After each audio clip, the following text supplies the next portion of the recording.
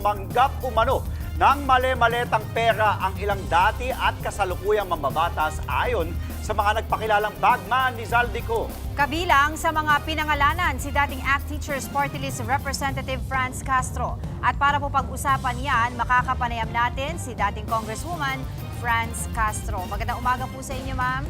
Morning Thank you po. for joining us. Magandang umaga, Andrea at Andre.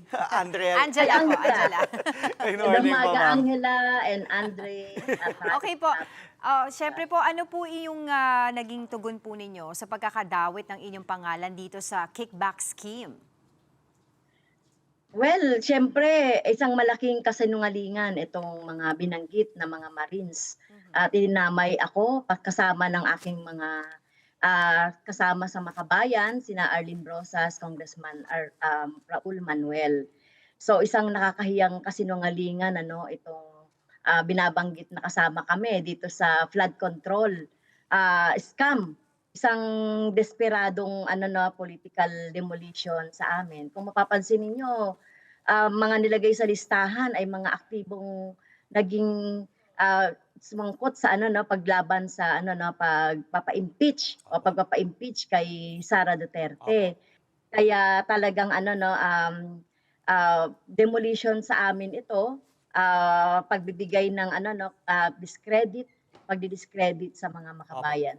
Ma'am, sinabi din po ba ng mga nagpakilalang bagman na sinabi po na madalas daw kayong nasa opisina noon ni Zaldico at lalabas daw kayo na may paper bag, na may lamang cash. Ano pong reaksyon at masasabi niyo po dito?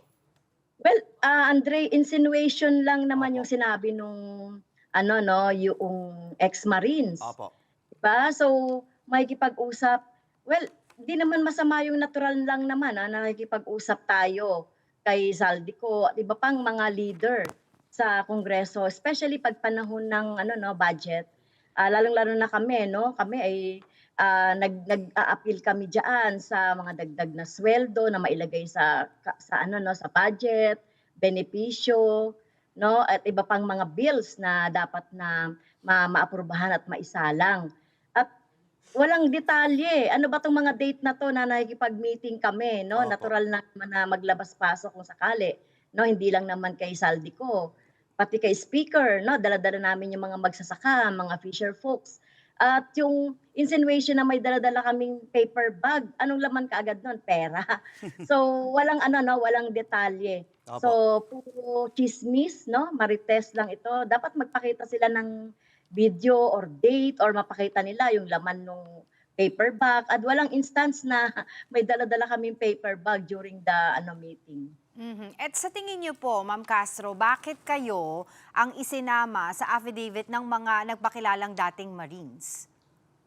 Well, nakita niyo naman yung papel ng Makabayan, pag-expose natin nung confidential funds. At kung makikita ninyo, yung lahat ng mga dinawit doon ay talagang aktibo sa impeachment. Katulad ni De Lima, At talagang talagang nakita natin na ito ay nakita natin na ito ay pakana ng mga Duterte supporters, talagang gusto nilang sirain ang ating reputasyon at kredibilidad na nagsulong ng impeachment. Ma'am, may plano po ba kayong sampahan ng reklamo? Itong mga nagpakilalang bagman? Pinag-aaralan pa namin, Andre, yung ating Opo. ating legal counsel, pinag-aaralan namin kung merong civil case na isasampa lalo't kasinungalingan at pagsira ng reputasyon ang ginagawa nitong dating mga Marines. Alright, maraming salamat po sa inyong oras, dating Congresswoman Franz Castro. Mga kapatid, Andre Felix po, manatiling may alam pagdating sa mga mahalagang balita sa loob at labas ng bansa.